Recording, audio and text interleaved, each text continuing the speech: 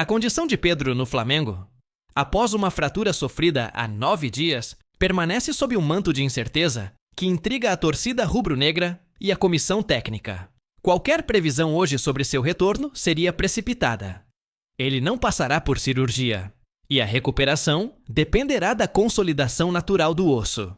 Embora haja um esforço claro e evidente para que ele esteja em campo, é impossível, neste momento, cravar uma data. Seria um mero chute de fato. No cenário recente, o Flamengo teve uma atuação que mudou um pouco a percepção do seu torcedor. No jogo contra o Racing, a equipe deu uma resposta importante no aspecto do espírito de luta, da mobilização em circunstâncias difíceis. Foi um jogo que, de certa forma, lembrou a semifinal da Copa do Brasil do ano passado contra o Corinthians, quando Bruno Henrique foi expulso cedo. Felipe, o técnico, repetiu uma estratégia inteligente.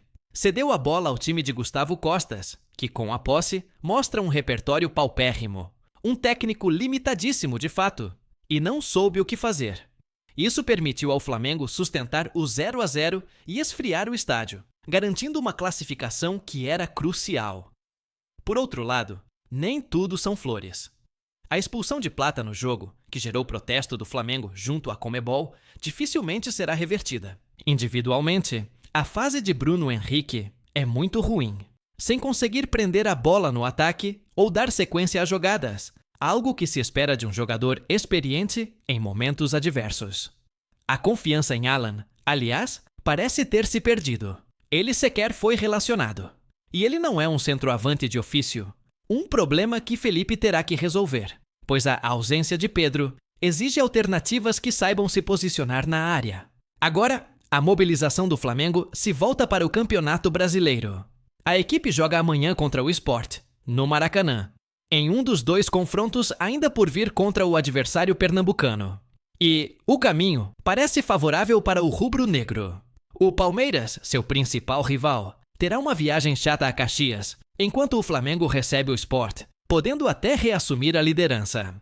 Há uma curiosidade nessa sequência. Os 2 jogos como visitante do Flamengo não serão nos campos dos adversários. Contra o São Paulo, será na Vila Belmiro, não no Morumbi. E contra o Sport, na Arena Pernambuco, não na Ilha do Retiro.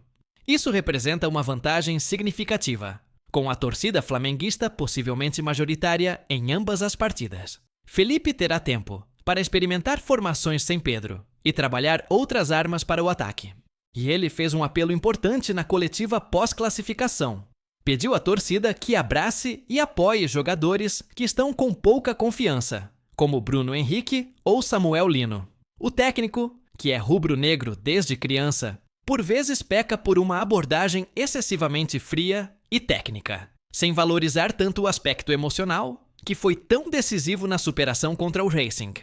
Essa classificação, aliás, desfez a imagem de um time peito frio, que de fato se consolidou após atuações patéticas contra Central Córdoba e Estudiantes. Com a Libertadores garantida, qual o maior desafio do Flamengo neste momento?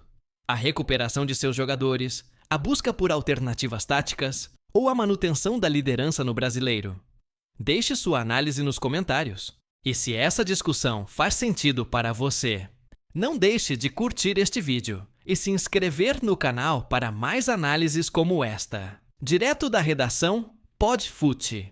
A final da Libertadores se aproxima e a análise sobre Flamengo e Palmeiras já começa a esquentar os debates. Mas o Flamengo, em particular, enfrenta um cenário com desafios significativos. O favoritismo, nesse momento, pende para um lado com mais incertezas. O que se projeta é um confronto extremamente equilibrado, difícil, sem um favorito claro. O Flamengo, inegavelmente, possui mais talento individual, um elenco com jogadores de maior qualidade. Por outro lado, o Palmeiras aprimorou muito seu plantel neste ano e, principalmente, exibe uma casca notável nesses jogos decisivos de Libertadores. Uma experiência que o Flamengo, para mim, adquiriu mais recentemente, especialmente nos duelos contra o Racing na competição. Mas olha só, para além do campo, o Flamengo tem um problema importante para administrar. A equipe, muito provavelmente, não contará com Pedro na final. E a ausência de Plata, devido à suspensão, parece confirmada. embora se fale em um possível recurso, e a situação de Bruno Henrique é um ponto de interrogação ainda maior. Ele aguarda um julgamento no STJD que, digamos, tem sido uma verdadeira palhaçada, com datas marcadas e adiadas repetidamente. Se a punição for confirmada até lá, o Flamengo pode ficar sem um jogador de ataque, sem um atacante de ofício para comandar a linha ofensiva nesse confronto. 2 desses nomes, Pedro e Plata, são quase ausências certas. A recuperação de Pedro é muito difícil no prazo, e Plata pela suspensão. Se o Flamengo não tiver nenhum atacante de ofício, ele sairá um pouco atrás, sim, na decisão, do ponto de vista de poder de fogo. Precisamos ficar de olho nas próximas semanas para ver quais peças de ataque estarão à disposição para essa decisão. Em meio a essas análises táticas e de elenco, surge uma informação que pode mudar o cenário geográfico da decisão. A CBF estaria oficialmente propondo a transferência da final de Lima para o Brasil, com Belém e Brasília sendo consideradas como sedes alternativas. A justificativa seria a infraestrutura e a logística, mas essa proposta já levanta questionamentos. Brasília, por exemplo, é vista como um local broxante para um evento dessa magnitude, enquanto Belém teria um conflito de datas com a final da Série B. O técnico Felipe Luiz e o próprio clube podem ser punidos por causa do atraso no retorno para o segundo tempo do jogo contra o Racing, lá na Argentina, aquele empate em 0-0. Essa tática de segurar o adversário, de desmobilizar, irritar, ela foi parar na súmula. O delegado da partida teve que ir bater na porta do vestiário para avisar que o jogo não tinha acabado. E a Conmebol não brinca em serviço. Uma investigação disciplinar já está aberta para apurar o motivo do atraso. Se não tiver uma justificativa muito, mas muito plausível, a multa vem. E não é pouca coisa. $50 mil para o clube e mais 20 mil para o técnico Felipe Luiz por cada minuto de atraso. E olha, não foi a primeira vez que o Mengão usou esse recurso na Libertadores. A reincidência pode pesar, mas pelo menos a suspensão para o treinador foi abolida do regulamento. Menos mal, né? No meu entendimento, fez muito bem o Flamengo em adiar a partida. Essa discussão sobre o peso da estrutura e do comando técnico nos leva a refletir sobre o legado de treinadores como Abel Ferreira. Ele, que é chamado de Senhor Libertadores ou Mister Libertadores, ostenta números impressionantes. 6 participações na competição, 5 semifinais, agora a terceira final e 2 títulos. Muitos já o colocam entre os maiores treinadores da história do futebol brasileiro, não apenas do Palmeiras.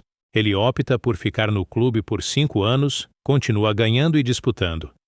Mas, veja bem, essa discussão se aprofunda quando analisamos o contexto. Há quem diga que o sucesso de Abel está intrinsecamente ligado à estrutura sem precedentes do Palmeiras, construída ao longo dos anos, e à relativa fragilidade dos adversários, como Corinthians, São Paulo, Santos e até os gigantes sul-americanos. E essa linha de pensamento se reforça ao olharmos para o Flamengo. Nem todos os técnicos que passaram por lá, mesmo com essa estrutura, conseguiram o mesmo êxito. Renato Gaúcho, Paulo Souza, Sampaoli e até Tite não só não venceram, como viram o time jogar mal. O sucesso de um técnico, portanto, não é garantido apenas pela estrutura. E o que isso significa na prática é que a longevidade de Abel no Palmeiras, por exemplo, é vista por alguns como uma questão de oportunidade e benefícios, não apenas fidelidade cega. Ele estaria em um time que oferece uma estrutura e um reconhecimento que talvez não encontrasse em Portugal. A verdadeira prova, segundo alguns, virá quando ele sair e tentar replicar esse sucesso em outro lugar, como fizeram Felipão, Luxemburgo e Telê. Mas, no fim das contas, ele é de longe a melhor alternativa que o Palmeiras tem no mercado sul-americano hoje. Fica a pergunta no ar: qual será o impacto dessas potenciais ausências no Flamengo e de uma possível mudança de sede na final da Libertadores? E a discussão sobre o legado de Abel Ferreira? Será que o sucesso dele está mais ligado à estrutura do Palmeiras ou ao seu gênio tático? Deixe sua análise nos comentários.